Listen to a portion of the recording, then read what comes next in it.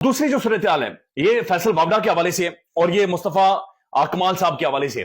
फैसल वावड़ा जिन्होंने बाकायदा press conference की और बैठकर ये कहा कि मैं जजेस की पगड़ियों के साथ फुटबॉल बना दूंगा, बदमाशी करोगे मैं लाफे मारूंगा, मैं थप्पड़ मारूंगा, मैं काशिफ साहब ऐसा ही हूं, मैं बस ऐसे ही रिएक्ट करता हूं, मेरे साथ प्यार करोगे पपियां मिलेंगी, लेकिन मेरे साथ कोई भी इस तरह की बातचीत करेगा तो उसके बाद मैं जनाब ये सारी सूरत हाल बनाऊंगा। आपको याद होगा अब ऑनरेबल जस्टिस अतर मिनाला साहब ने कहा था, उनके रिमार्क्स मौजूद हैं और उन्होंने कहा था कि बहुत सारे लोग आकर बातचीत कर रहे हैं कि जनाब हम जजेस की पगड़ियां उछालेंगे। ये किसकी प्रॉक्सीज है, ये किसकी प्रॉक्सीज हैं, यानी किसके ये वो वाले बच्चे हैं या किसका ये फोटो स्टेट हैं जो आकर बाहर काम कर रही हैं और इस तरह से मामला को लेकर जा रही हैं। अब ये मामला काजी फाइसा साहब की अदालत में था, 3 रुकनी बेंच है और ये तौहीन अदालत का मामला है। आज फैसल वावड़ा साहब पेश हुए, मुस्तफा कमाल साहब पेश हुए, लेकिन हैरान कुन मनाजिर ये थे कि फैसल वावड़ा साहब के साथ इजहारी यकजहती करने के लिए, इजहारी यकजहती कंटेम्प्ट ऑफ कोर्ट में एक बंदे को बुलाया गया है कि तुमने जजेस को अदालतों को गालियां दी हैं।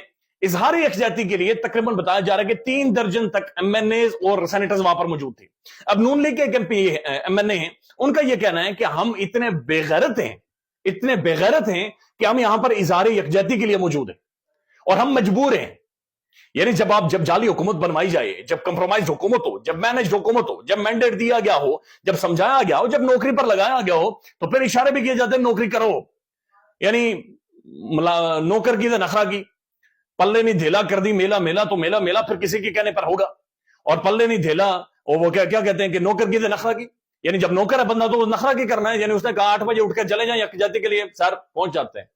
और इतने बंदे 3 दर्जन बंदे, और बताया जा रहा है कि सुप्रीम कोर्ट के अंदर पहले आप करते रहे, फैसल वावड़ा के पीछे सारे खड़े रहे। यानी एक बंदा जो आजाद उम्मीदवार है उसके पीछे सारी नून लीग और पीपल्स पार्टी फुल खड़ी हो गई है।